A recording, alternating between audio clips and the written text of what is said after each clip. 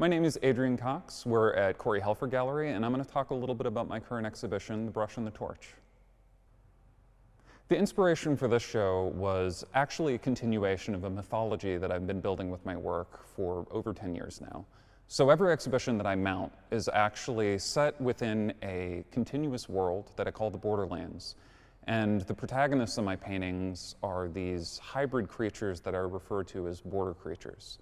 The border creatures are gentle beings. They tend the landscape. They serve as gardeners of this wilderness landscape they inhabit.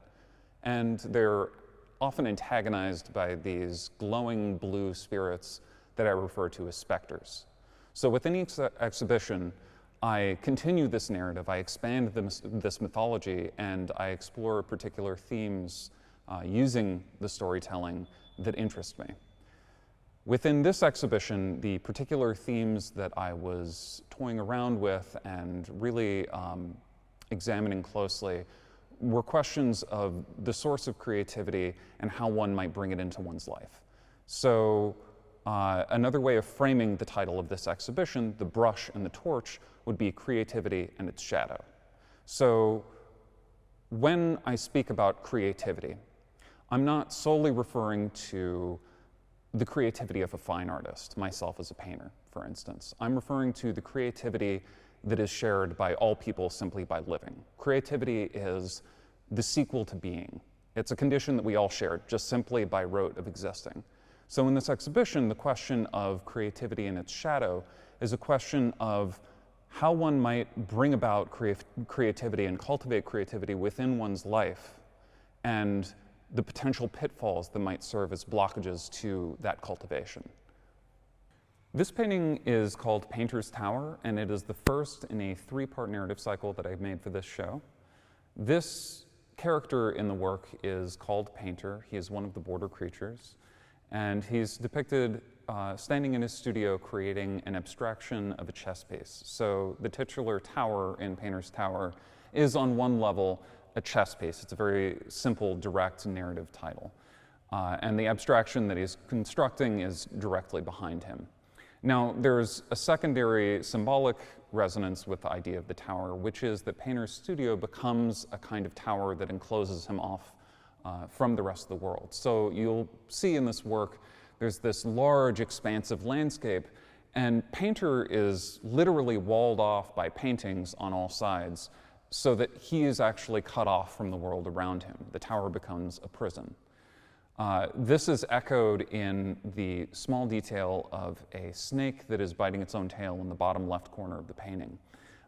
This Ouroboros is a closed circle. It is a circle in which nothing new can enter, which you'll see moving through this narrative sequence, that the snake kind of carries the transition of content within these three works and is a recurring motif.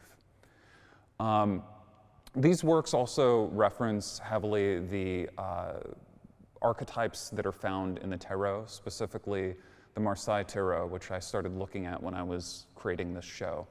The archetypes in these images interest me because they're so ambiguous, they're so rich, and they're so psychologically packed with meaning that by playing them off of each other, I was able to find resonances within my own work that was able to carry the meaning forward.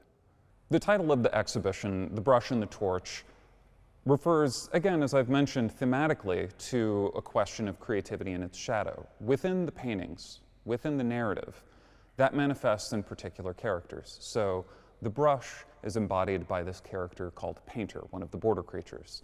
Painter serves as sort of an avatar for myself within this mythic world that I'm painting. He's not a direct analog translation of myself into my paintings, but a way of reflecting on my own work as a creative artist. The shadow of Painter is a character called the Spectral King.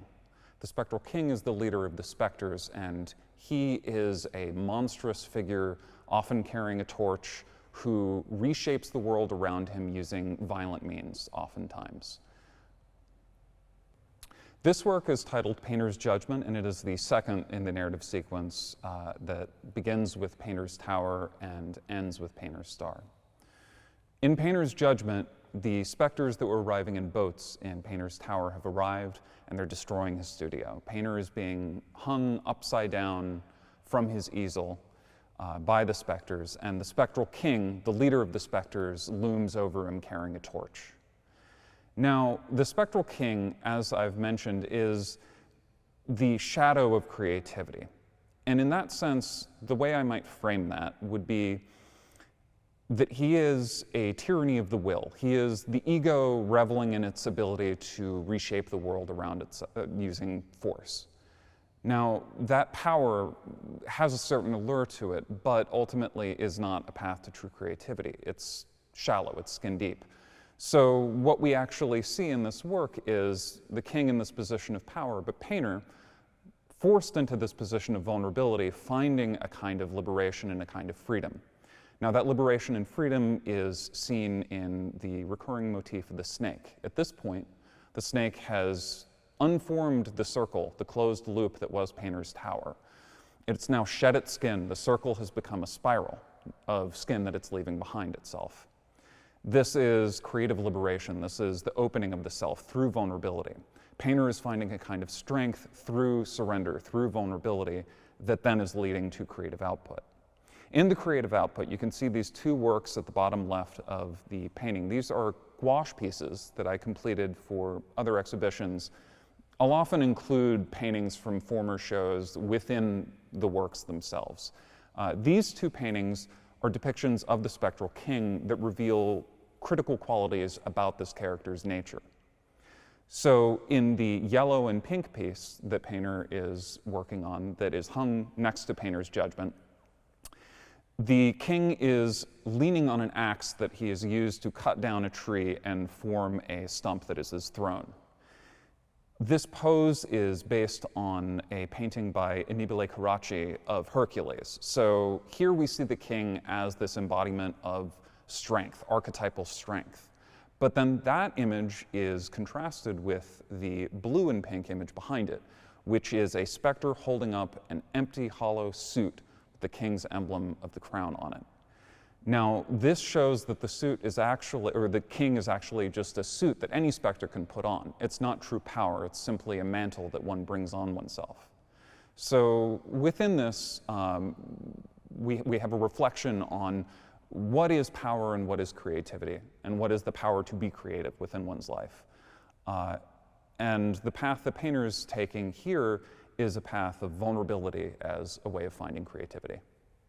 The anatomy of the border creatures tends to be a mix of plant life, crystals forming, human anatomy that seems as if it's been turned inside out. They're an image of the human beyond the human, right? So when I paint a border creature, I think about it as if they are the landscape fused with the human and come to life to reflect on the world, to walk around the world, to cultivate the world. They're a way of framing the existence of humans using this fantastical imagery.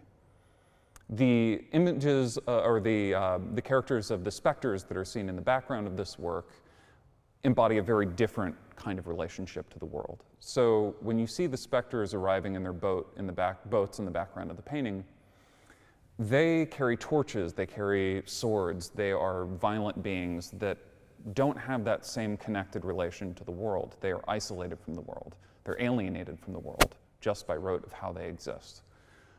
Now, they're not without possible redemption, because the rainbow figures that you might see throughout this exhibition formerly were specters and have been redeemed within the narrative.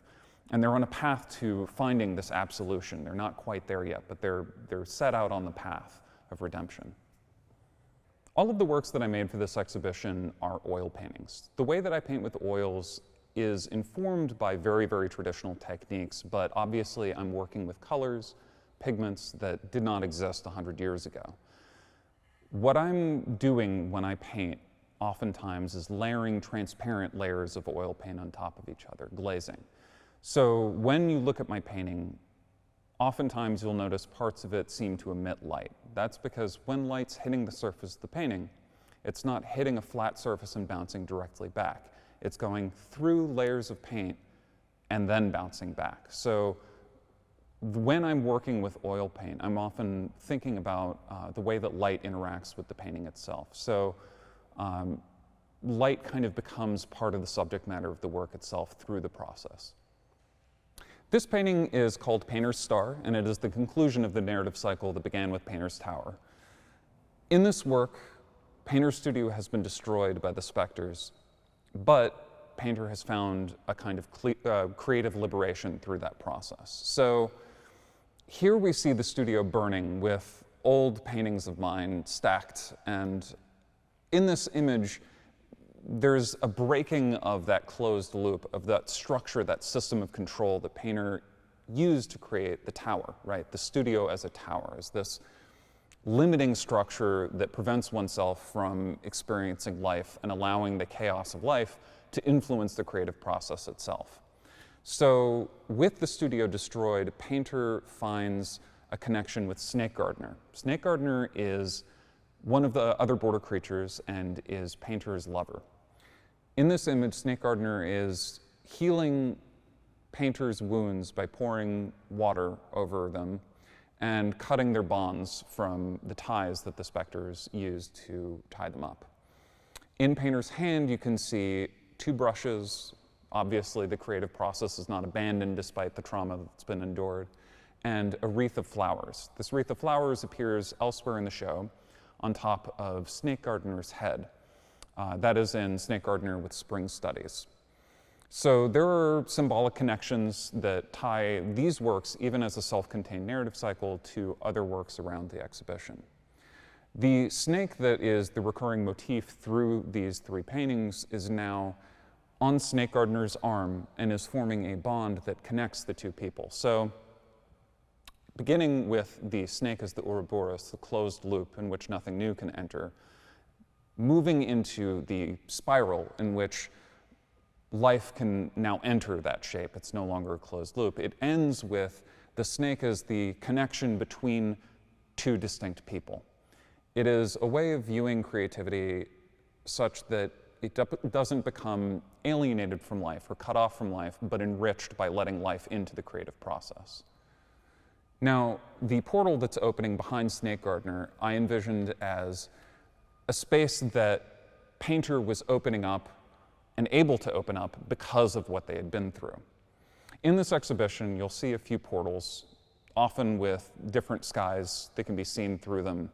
These are usually opened by the border creatures when they're engaging in creative acts, particularly collaborative creative acts. I envision these as not so much an escape hatch to the world that they live in. They're not necessarily doors that can be stepped through to escape, but holes in reality that have been punched through that make the world bigger. They're a way of enriching the world rather than escaping it. So in Painter's instance, they've moved from creating a flat abstraction of a chess piece to this dynamic space, this dimensional space that opens up a whole new realm of unknown possibility through their creative thought and process. In my work, you'll notice a lot of lush landscapes such as forests, fields, oceans, seasides. Landscape is something that interests me particularly because I am often using the border creatures to examine the way that we as humans relate to the natural world, or relate to our world in general outside of ourselves. So when you see one of my landscapes, oftentimes people have remarked to me that they appear almost more vivid than they would in actual life. This is fully intentional. I'm interested in creating a landscape that is so vibrant, so intricate, so detailed in how it's constructed, that it begins to take on a form of almost a tapestry.